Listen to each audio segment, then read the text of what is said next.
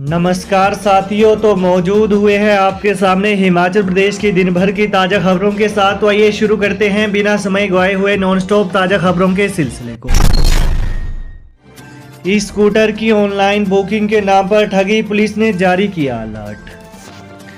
प्रचलित electric scooter की pre booking के नाम पर ऑनलाइन ठगी के बाहरी राज्यों में बढ़ते मामलों के बाद हिमाचल पुलिस ने लोगों को सतर्क रहने की हिदायत दी है।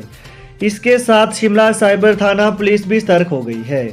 साइबर ठग ई स्कूटर बुक करने के नाम पर ग्राहकों को झांसे में लेकर अपना शिकार बना रहे हैं। वहीं ई स्कूटर के नाम पर ठगी का यह खेल नया ट्रेंड बन गया है।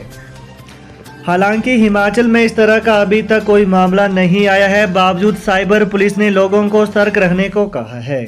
वहीं साइबर पुलिस के मुताबिक शातिर ग्राहकों को होम डिलीवरी करके स्कूटर बेचने के लिए फ़ोन कॉल, ईमेल और सोशल मीडिया पर विज्ञापन के जरिए संपर्क कर रहे हैं। इसके साथ वेबसाइट पर ग्राहकों को स्कूटर के फ्रेंचाइजी खोलने पर फर्जी दस्तावेज देकर ठगी कर रहे हैं। कंपनी 24 दिन पहले से शुरू करेगी नई पेयजल दरों पर बिल की वसूली। राजधानी के हजारों घरेलू पेयजल उपभोक्ताओं को बड़ा झटका लगने वाला है। इन्हें अब 24 जनवरी की बजाय 1 जनवरी से ही बढ़ी हुई दरों पर पानी के बिल चुकाने पड़ेंगे। प्रदेश सरकार ने 24 जनवरी को पेयजल दरें बढ़ाने के प्रस्ताव को मंजूरी दी थी। अधिसूचना के अनुसार ये दरें भी 24 जनवरी से ही लागू कर दी गई है। ऐसे में 24 जनवरी तक पुरानी दरों और इसके बाद के बिल नई दरों पर जारी होने थे, लेकिन कंपनी हजारों पेयजल उपभोक्ताओं से 1 जनवरी से ही बढ़ी हुई दरों पर पानी के बिल वसूलने जा रही है। पैराग्लाइडिंग विश्व कप के लिए कुल्लू के गिमनर सिंह का भारतीय टीम में चयन। हिमाचल प्रदेश के जिला कुल्लू से संबंध रखने वाले गिमनर सिंह का थाईलैंड में होने वाले पैराग्लाइडिंग विश्व कप के लिए चयन हुआ है। यह प्रतियोगिता थाईलैंड के नोखाई क्षेत्र में 9 से 20 फरवरी तक होगी। इसमें गिमनर सिंह के अलावा लद्दाख के सोनम और सिक्किम के खिलाड़ी अर्जुन राय भी भारतीय टीम का हिस्सा होंगे। गिमनर सिंह वर्तमान में अटल बिहारी वाजपेयी पर्वतारोहण संस्थान में अनुदेशक के पद पर कार्यरत हैं। चयन के बाद कुल्लू जिले के पैराग्लाइडरों में खुशी का माहौल है। गौर रहे कि गिमनर सिंह पहले भी कई बार अंतर्राष्ट्रीय स्तर की प्रतियोगिताओं में भाग लेकर प्रदेश और देश का मान बढ़ा चुके हैं। निराश्रित बालिकाओं को घर बनाने के लिए 4 बिस्बा भूमि और धनराशि देगी सरकार। शिमला स्थित प्रदेश सचिवालय में पिछले कल एक 27 वर्षीय निराश्रित बालिका ने मुख्यमंत्री से भेंट कर उन्हें अवगत कराया कि उसके पास रहने के लिए कोई आवास नहीं है, न ही वो अनाथ आश्रम में रह सकती है, क्योंकि अनाथ आश्रम में रहने के लिए आयु 26 वर्ष निर्धारित की गई है।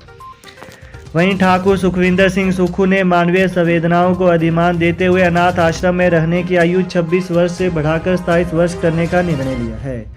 अब यह बालिका 1 वर्ष तक अनाथालय में रह सकती है। उन्होंने कहा कि इस बालिका को घर बनाने के लिए भूमि और पर्याप्त धनराशि भी प्रदान की जाएगी। राम सुभग सिंह विशेष मुख्य सचिव पद से हटाया, बनाए बिजली बोर्ड के अध्यक्ष। हिमाचल प्रदेश सरकार ने वरिष्ठ IAS और पूर्व मुख्य सचिव राम सुभग सिंह को विशेष मुख्य सचिव पद से हटा दिया है। आज कार्मिक विभाग से जारी अधिसूचना के तहत राम सुभग सिंह से ऊर्जा विभाग का जिम्मा वापस ले लिया गया है। वहीं अब राम सुभग सिंह को बिजली बोर्ड का अध्यक्ष नियुक्त किया गया है। वो ऊर्जा क्षेत्र के लिए नई योजना और दुग्ध उत्पादन को लेकर मुख्यमंत्री सुखविंदर सिंह सुक्खू को बतौर प्रधान सलाहकार इन मामलों को लेकर सलाह देते रहेंगे।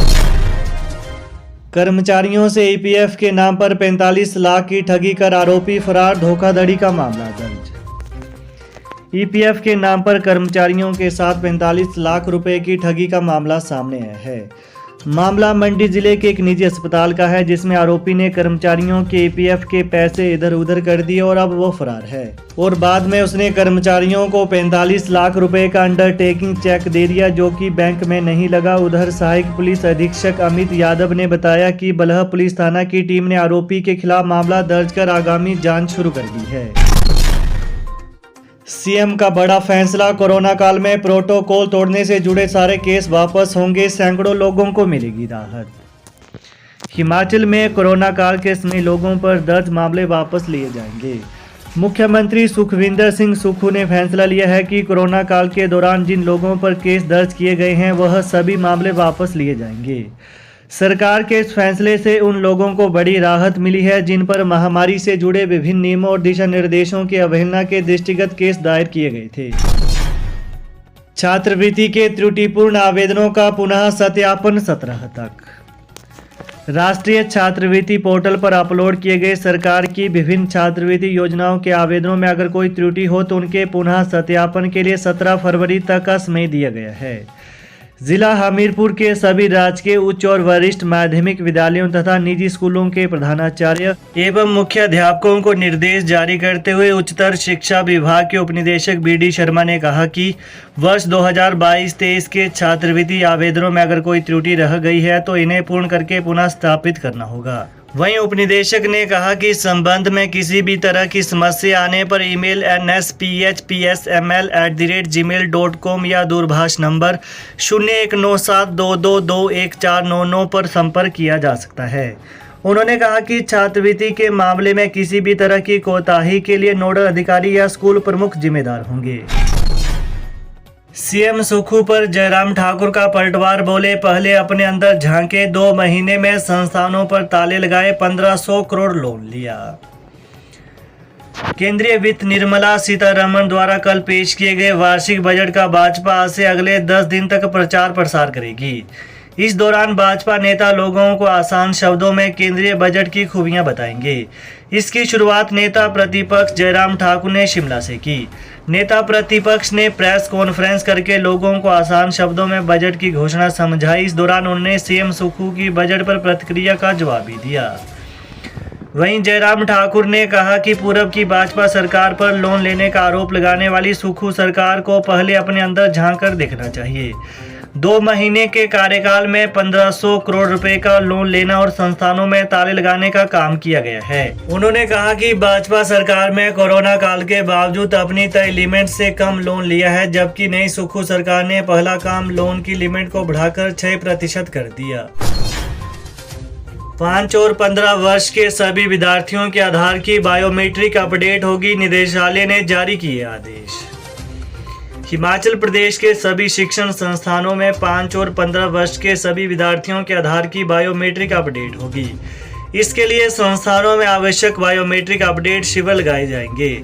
इस संबंध में उच्च शिक्षा निदेशालय की ओर से सभी शिक्षण संस्थानों और उपनिदेशक उच्चतर शिक्षा को आदेश जारी किए गए हैं। वहीं जारी पत्र के अनुसार 5 और 15 वर्ष के छात्रों के आधार अपडेशन 7 और 17 वर्ष पर निर्योग्य डिसेबल हो जाएंगे। सीएम सुक्खू बोले 1 साल में सभी सरकारी गाड़ियां इलेक्ट्रिक वाहनों में बदलने का लक्ष्य। मुख्यमंत्री सुखविंदर सिंह सुक्खू ने कहा कि 1 साल में सभी सरकारी वाहनों को इलेक्ट्रिक वाहनों से बदलने का लक्ष्य रखा गया है। केवल जरूरत के अनुसार ही डीजल चालित वाहनों की खरीद के लिए मुख्य सचिव स्तर पर सीमित अनुमति दी जाएगी। उन्होंने हिमाचल को हरित राज्य बनाने में सभी विधायकों से बहुमूल्य सुझाव एवं सक्रिय सहयोग का आग्रह किया है। वहीं विधायक प्राथमिकता बैठक के दूसरे दिन के प्रथम सत्र में कांगड़ा जिले के विधायकों के साथ चर्चा में सीएम ने यह बात कही। वहीं मुख्यमंत्री ने कहा कि सरकार ने 2025 तक हिमाचल को हरित राज्य घोषित करने का लक्ष्य रखा है।